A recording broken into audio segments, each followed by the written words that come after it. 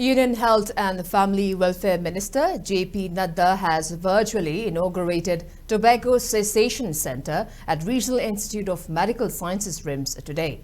The center is established at Department of Psychiatry RIMS as a part of the National Tobacco Control Program and on the occasion of Tobacco Free Youth Campaign 2.0. The center will offer ranges of service designed to assist individuals in overcoming their dependence on tobacco. It will provide personalized counseling sessions, nicotine replacement therapies and mental health support.